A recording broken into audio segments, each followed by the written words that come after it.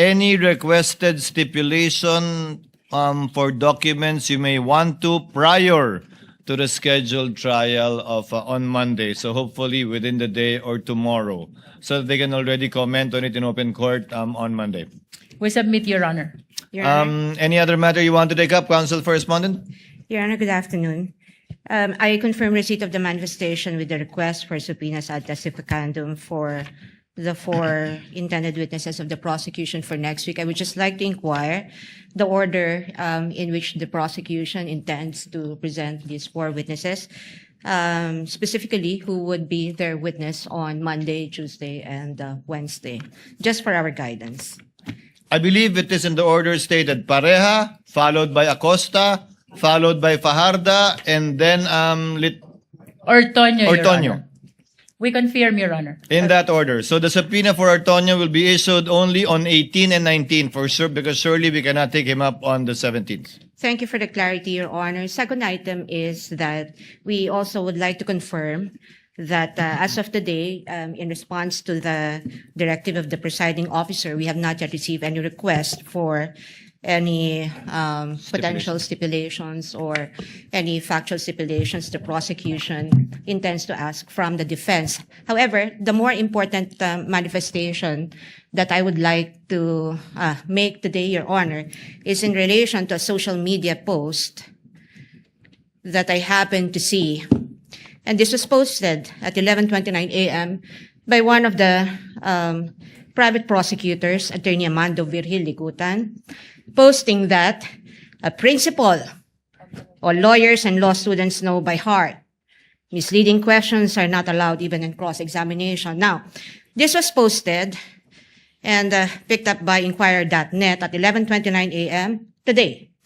And I surmise that this has something to do with the exchange between the private prosecutor, Attorney Kapunan, and the defense counsel, Attorney Ferrer, on the matter of the cross-examination question that Attorney Ferrer asked the prosecution's witness. And I have here a transcript because I find it troubling that a private prosecutor would do this in the middle of a courtroom hearing. Because as far as I'm concerned, impeachment court is also a court of decorum. And the rules on impeachment under Rule 18 actually prohibits participants, especially lawyers, from commenting about the merits of the case. Now, one may argue that this isn't about the merits of the case, that he probably was just commenting about what ought or ought not to do in a cross-examination, but we're not naive. What the private prosecutor is talking about, he's here. He can explain it. He can explain himself if the presiding officer so desires. But I really just find it in bad taste to do this at this time. And I think it is inappropriate to do that to a fellow member of the bar, because even as we sit on the opposing side of this hall, we remain to be both members of the bar, and as officers of the court, we owe each other respect, politeness, or even kindness. And it doesn't take one to be a lawyer to know that the first thing that our parents teach us to do is humility. Your Honor. No, I'm not yet done, Your Honor. In fact, I have asked one of our lawyers to review the actual transcript from the video that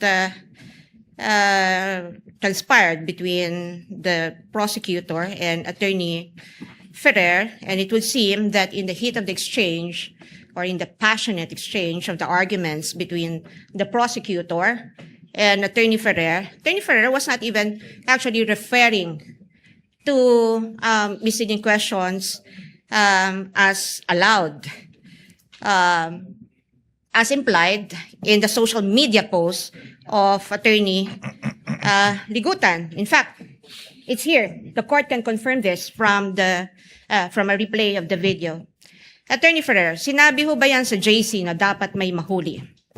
The witness answers, ang nakalagay po kasi sa JC under 4.8.2 ay proof of success. Attorney Ferrer, hindi. Sorry, Your Honor, please. Attorney Kapunan, let the witness answer, Your Honor. Mr. Presiding Officer, can the counsel be instructed not to stop the witness mid-sentence, Your Honor? Attorney Ferrer, Your Honor, please, can the witness be directed to just answer with yes or no? The counsel has her time to ask clarificatory questions later during redirect, Your Honor.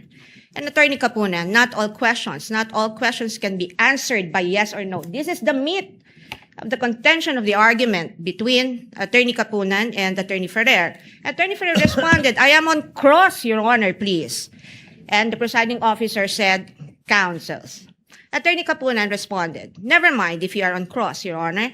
There are limits to cross-examination. Misleading questions are not allowed on cross. This was the first time that the matter on misleading questions was actually raised by Attorney Kapunan. And Attorney Ferrer, for some reason, said they are allowed, but she was pertaining to the fact that the questions to which a yes or no answer may be answerable are allowed. She's not referring to misleading. I mean, you know, for in effect, Attorney Ferrer was only saying that leading questions are allowed on cross-examination, not misleading questions, and yet we have a private prosecutor immediately taking to social media and posting this, implying something against the defense counsel. We will not have this. Your Honor, in the interest of fair play, may I request that the counsel for the panel of prosecutors, Attorney Virgil Ligutan, be recognized, Your Honor. Unfortunately, counsel, no, the presiding officer will not allow that at this time. The presiding officer takes in advisement the manifestation of the counsel, the lead counsel for the respondent, because quite frankly, Honorable Luistro, I asked the clerk of court to monitor the public statements of the counsels of the parties this past week. And one side has been crossing the line many times. And in fact, the presiding officer is already in the process of drafting a ruling and a warning and an order pertaining to this. Because clearly, I can even name all of you who have been commenting on social media in violation of Rule 18 of the impeachment rules. But I will do that on Monday, perhaps, after taking advisement the manifestation of the counsel for respondent. It's not really so much being cordial or nice or kind, but it's a basic violation of Rule 18. I already talked to the parties 2 weeks ago, reminding you that you might want to consider appointing spokespersons who are not part of the panel of prosecutors nor a private prosecutor, but you insist on maintaining that. So after 2 weeks, the court is constrained to make a decision and ruling on that. But we will do that on Monday with the permission of both counsels. Then we will hear you, counsel, and we will hear Attorney Ligutan prior to the court's ruling on the matter. But be advised that again, we have it all on tape. We have been monitoring everything. We may not enumerate it one by one, but we will make the corresponding ruling on Monday. Thank you for bringing that up, counsel. It gives me a reason to actually issue the ruling, which we have prepared and have been preparing the past few days. On Monday, Attorney Ligutan, we will hear you before we make the ruling. Thank you. We have to convene session at 4:15. So that we can dispense with the witness already. Just a few questions, Silene. Wala pang NFD, lahat ng pondong pinag-uusapan natin. Fourth quarter of 2022, the first 3 quarters of 2023 for DepEd and OVP. Opo, wala pa pong NFD. So wala pang final decision lahat ng ito. Opo, tama Pag po. sinabi nyo nag-demand kayo ng restitution, ang ibig sabihin lang naman ito, kinarga nyo na as an unliquidated cash advance yung mga yung mga dinisallow ninyo. Opo, tama po. Yun lang naman po ang ibig sabihin nun, di ba? Hindi naman ibig sabihin, isoli mo, bigay mo yung pera sa akin. Ibig sabihin nun, ilalagay namin yan as unliquidated cash advance during the pendency of the notice of disallowance. Yes po, kasi may mga remedies pa po sila. Kasi hindi pa nga final at wala pang NFD. Opo. Tama po? Pangalawa, ano po ba pagkakaiba ng disbursement sa transfer? Illegal mag-transfer ng pera ang SDO sa isang non-SDO, pero pwede po ba siya mag-disburse sa isang non-SDO o unbonded na tao? Hindi din po pwede, hindi rin po niyang ibigay yon sa unbanded na tao. Recipient na po yun eh. Yung sa disbursement po niya, opo, hindi banded, pero kung dapat po diretso from the SDO to the recipient of the confidential fund po. So, ang disbursement pwede sa non-bonded na tao, ang transfer ng pondo sa non-bonded hindi pwede. These are technical terms. Opo. Di ba? So, kung ang pinagbigyan ay recipient, pwede yon kahit non-bonded. Opo, kasi siya na yung talagang recipient nung confidential fund. And as a final question, Sailin, I checked the transcript, which the court took judicial notice of. I would like to ask more eyes to look at it. Hindi ko nakita sa transcript na sinabi ni Gina Acosta na binigay niya kay Lachica lahat for the fourth quarter of 2022 and the first 3 quarters of 2023. Medyo may ganung punto pa si Eduarda. Pero kay Gina Acosta, maliwanag na binigay niya yung 125 ayon sa kanya kay Lachica sa last quarter, pero hindi ganun kaliwanag na yun din ang ginawa niya for the first 3 quarters of 2023. Ano po ba particular yung pinagbasihan niyang dokumento nung binanggit niyong dinisallow namin agad dahil sabi ni Acosta, binigay niya lahat kay Lachica. Hindi ko po makita, baka pwede niyong maituro sa TSN kung saan. Yun po kasi ang pinanghawakan namin doon, yung general statement niya na yung ginagawa nila is ibinibigay niya kay Colonel Lachica yung confidential fund po. Pero ang tinutukoy po niya ay yung 2025. Yung general statement po ni Eduarda, yun ang tumutukoy sa confidential fund ng DepEd para sa 3 quarters ng 2023. Pero hindi po pareho yung statement nila ni Gina Acosta na ganun kaliwanag na yun din yung ginawa niya sa first 3 quarters of 2023. Ano po ba yung particular na pinagbasihan niyo? When you say general statement yung pinagbasihan niyo, yung narinig niyo po ba o yung TSN mismo? Yun nga po, yung naging admission niya na binibigay niya kay Colonel Lachica po. Kindly listen, Sailin, yung narinig mo nung nandun ka o yung TSN mismo? Yung narinig ko po nung nandun po ako na sinabi niya na binibigay niya kay Hindi Colonel mo Lachica. pinagbasihan yung aktual na TSN na marahil mas maliwanag tungkol sa bagay nito. Opo. So based lang dun sa narinig mo nung nandun ka. Opo. Thank you, Ms. Eileen. Senator Padilla, yes.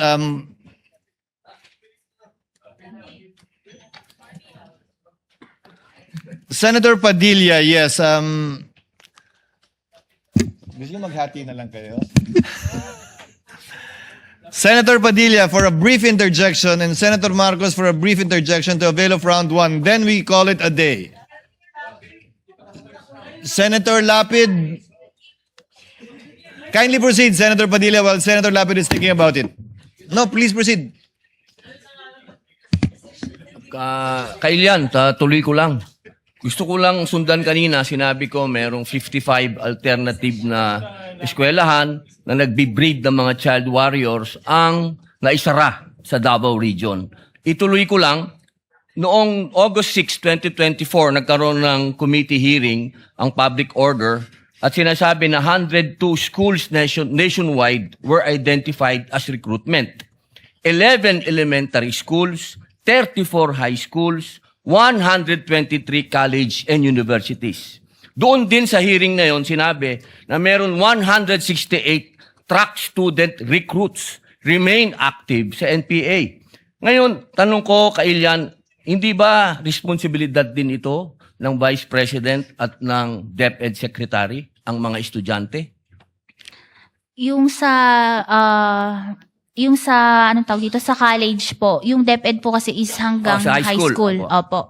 Opo, yung binanggit ko po kasi kanina, 55 na alternative child recruits. 11 elementary schools. 34 high schools. Ibig pong sabihin, tuloy-tuloy po yun. Magmula elementary, paakyat hanggang college. Yan po ang style ng recruitment. So sa tingin niyo po ba, sagot pa din ito ng DepEd Secretary at ng Vice President na lumaban na dito sa terorista noong mayor pa lang siya? No, may. Oo, hindi. Ma'am, bilis, 42. Kawawa Just naman. yes or no? Depende pa din po kasi yun sa mandate ng Oo lang po agency. o hindi. Sa palagay niyo po ba? O sige, skip na po natin kung ayaw niyo sagutin. Alam niyo po ba na sinabi ng NICA, ng National Intelligence Coordinating Agency, na ang budget ng NPA 2016 to 2018 ay 5.8 billion? Yung sa, Oo po o hindi? ah, Ma'am, please. ano, pwede pong pakiulit? Ang budget daw po ng NPA is 5.8 billion. Alam niyo po ba yon? Sinabi po ng NICA. Hindi ko po narinig yun sa Opo. news. Sa palagay niyo po ba, sapat yung budget na magkano po ba ang sinasabi niyo? 500 million ba ang naibigay? Pero yung Kasama na po yung sa Vice President at sa DepEd. 612 Kumpara niyo po point- sa 5.8 billion. Sapat po ba yon? Pero kasi yung sa nabanggit po ng NICA is mako-cover na din po nila bilang isa sila sa mga agencies with. So alam niyo po yung sinabi ng NICA. Alam niyo po. Hindi ko po narinig Yung tungkol yun lang po sa estudyante. Kasi alam niyo naman po, sa ngayon, ang nasa front na inilalagay ay mga estudyante. Nabalitaan niyo po ba yung mga namatay nung huli na mga estudyante? yung violence po sa school. Opo, ito na lang po. 8 seconds na lang po ako. January 1, 2024, sinabi po ng AFP na there is no more guerrilla active front. So, ibig sabihin po, successful. Based po sa AFP. Salamat po. Senator Judge Marcos for the last intervention. Maraming salamat, Presiding Judge. Simple lang, i-confirm ko lang sa ating testigo. So, I'd just like to confirm kung tama sabihin na as of now, there's no official finding na may fraud sa DepEd man o sa OVP. Tama po ba? No fraud finding as of now. Kasi nga po, compliance audit lang po ginagawa namin sa Tama. IFAO. Compliance audit lamang, walang fraud audit. Ikalawa, narinig kita kanina na kapag compliance audit, base sa dokumento lang. Limited kayo sa dokumentong isinabmit ng ahensya. Kung ganon, yung House of Representatives, hindi naman bahagi ng OVP or DepEd. Wala namang sinabmit sa COA, di ba? May sinabmit pa sila. Yung Congress, Committee on Good Governance, may sinabit na dokumento. Yun po kasi based on other information na po after nilang mag-liquidate na naging na available information after the liquidation na Pero kinonsider po namin sa audit. Hindi, ibig ko sabihin, yung congressional transcript ni Acosta at Fajarda, hindi yon bahagi ng dokumentong sinumite ng mga ahensya. Opo, pero ginamit Hiwalay po siya, namin di yun. ba? Pero ginamit din po namin yung information na yun during our audit po. Bakit humingi ka rin ba ng affidavit? Kasi hindi naman binigay ng agency. Kasasabi mo lang kapag compliance audit, dokumentong galing sa ahensya. Pero yun po is relevant information po na ginamit namin for audit po, na sinama namin sa pag-audit. Yes, following po, the presiding judge, bakit po ganon? Kanina sinabi mo, dapat dokumento na sinabmit ng ahensya. Biglang ngayon, pati transcript, pati iba pang mga katibayan na sinasabi, ginagamit na rin. Hindi na compliance audit yun, hindi ba? Pero yun po kasi is related pa din dun sa liquidation which is discovered after the submission of the liquidation documents. Kaya nga nalilito kami kasi bakit dinisallow lahat ng quarter samantalang pinag-uusapan ni Acosta, iisa lang, di ba? Yung last quarter lamang. Doon nga sa transcript, doon lumilitaw yon. So ngayon, tinatanggap na rin pati mga transcript at iba pa. Hindi na dokumento yon as covered by compliance audit by your own definition, hindi ba? Pero relevant yung information po in the conduct of the audit po, in the Kung may proper... relevant sa dyaryo, tatanggapin rin ninyo na ebidensya rin yon. Compliance audit pa rin yon. Kahit nasa dyaryo, nasa social media. Kung sa palagay mo may kinalaman dun sa kaso, tatanggapin ninyo. Kasi nga po dun sa circular, pwede kaming mag-dependent sa other documents deemed necessary sa audit po. So, pwede, miski anong dokumento. Parang lumalabo yata yung joint circular. Maraming salamat po. Thank you. Again, that would be the last round for this witness. Miss Eileen, salamat po sa inyong kooperasyon. Salamat sa inyong pasensya. Salamat sa pagsagot sa lahat ng tanong mula sa magkabilang panig. Gayon din mula sa mga senator judges. You are excused, ma'am, and thank you very much for your time and cooperation. Thank you po, Your Honor. Ingat po kayo. As I understand it, we issued subpoenas for Fajarda, Acosta, and Pareja for only up to today. Will we be issuing subpoenas for the 3 witnesses again for Monday, Tuesday, and Wednesday, lead prosecutor? We confirm, Your Honor. We just want to put on record that Can you we place on are- record the order? Yes. We are moving for the reissuance of subpoena ad testificandum for the following trial dates, August 17, 18, and 19, to the same witnesses as follows. One is Ms. Marivic Pareja, the House of Representatives Legislative Information Bureau Director. Second is Ms. Gina F. Acosta, the former Special Disbursing Officer of the OVP, or Office of the Vice President. The third is Edward Fajarda, the former Special Disbursing Officer of the Department of Education. We understand, Your Honor, that the Honorable Impeachment Court already noted the respective addresses. However, please note that the subpoena for Edward D. Fajarda must be addressed to the office of the Vice President as well. Yes, Likewise, Your because Honor, he's already transferred to that office. in line with our intention as well to maximize our time in presenting the prosecution's witnesses, we are likewise requesting for the issuance of subpoena ad testificandum to Lemuel G. Ortonio, Assistant Chief of Staff of the Office of the Vice President, with the same address at OVP Office, Your Honor, in Mandaluyong City. So this is the fourth one. Sorry, Your Honor. This is the fourth one. This is the fourth one, Your Honor. And we would like to put on record as well that the written manifestation with request for subpoenas ad testificandum has been furnished to the defense and has been filed with the Office of the Clerk of Court of the Honorable Impeachment Court. And the chair would like to remind the lead counsel to kindly furnish the counsel for the respondent